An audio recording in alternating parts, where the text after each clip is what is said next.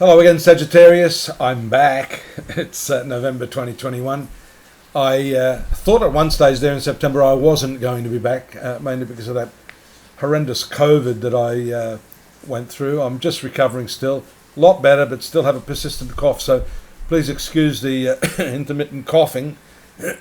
At least now I can give you a bit of a rundown on what's happening here. I'm going to animate the chart.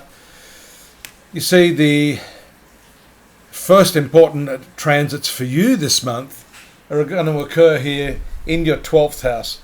It's a hidden part of the zodiac. The moon is going to have its new moon phase here.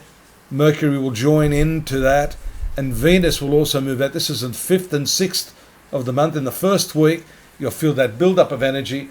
And not necessarily bad, but unless you're aware enough and sensitive enough to what's going on beneath the surface, you're going to miss some of the subtleties of this, because Sag, the 12th house of your horoscope, there it is, the new moon on the 5th. The 12th house has a lot to do with what you carry from the past and how you're processing that. And you might be a little bit angry about what's going on there until Mercury enters there, as it has there on the 6th, as you can see. But these fiery planets make you a little bit angry and cantankerous, a little bit annoyed at what happened in the past, possibly angry at yourself for making errors. But I always say, you know, your bullshit is the best fertilizer. That past life bullshit, I say, is your spiritual fertilizer.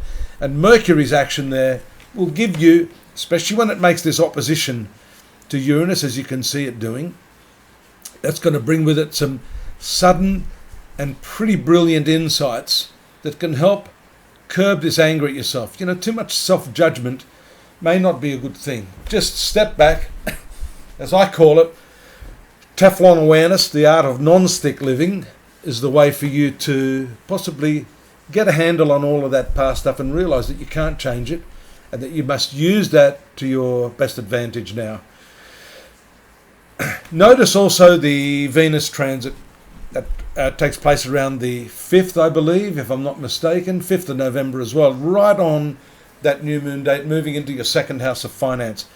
Now, I mentioned your past karmic influences there by the 12th house, but I should also mention the fact that that 12th house has to do with charitable acts and expenditure. So you might like to know that this sixth house planet, Venus, rules the Taurus sign here, transiting through your second house as also an indicator of being shortchanged somehow. What's going on here? We've got to get rid of this thing. Being shortchanged in terms of your income, in terms of what's owed to you. By the way, this Mercury-Sun combination is a classic indicator of taxation issues. So I'll be saying to you, do have a look at what's going on there with government revenue in the US, the Internal Revenue Service, IRS as you call it there. In Australia, the Australian Taxation Department.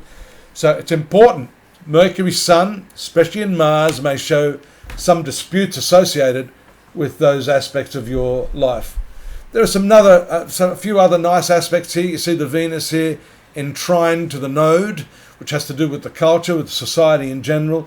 There are opportunities for you to find new ways to overcome some of these financial issues that we're seeing.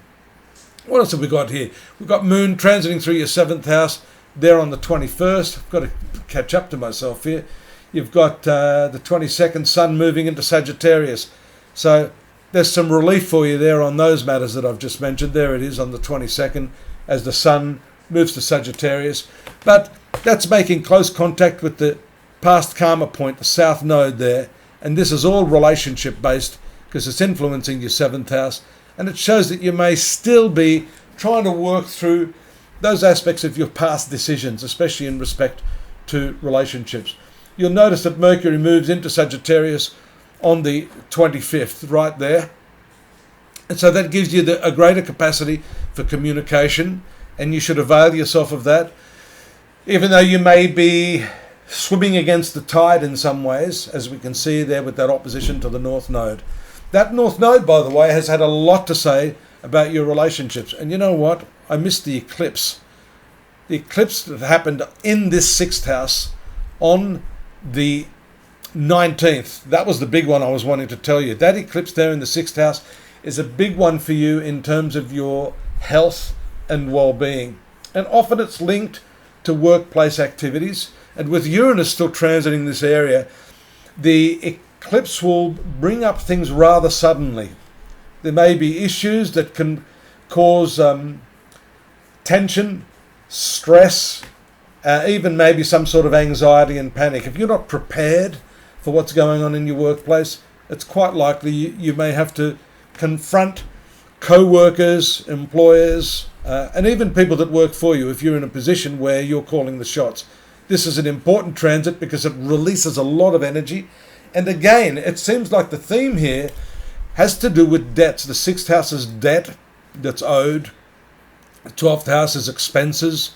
The 2nd house, where we saw Venus, ruler of this 6th house, moving through your income area. The Sun and the Mercury in the 12th house of taxation.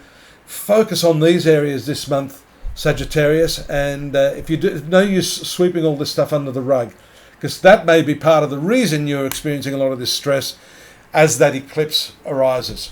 Go on over to astrology.com.au. I've taken the transcript of this. I've also got more aspects there that can help you understand what's going on a day-to-day basis. If you need to drop me a line, if any of these issues are ringing a bell with you, you're more than welcome to drop me a line and we can address those issues on a personal one-on-one. Subscribe and I'll see you next month. Bye-bye.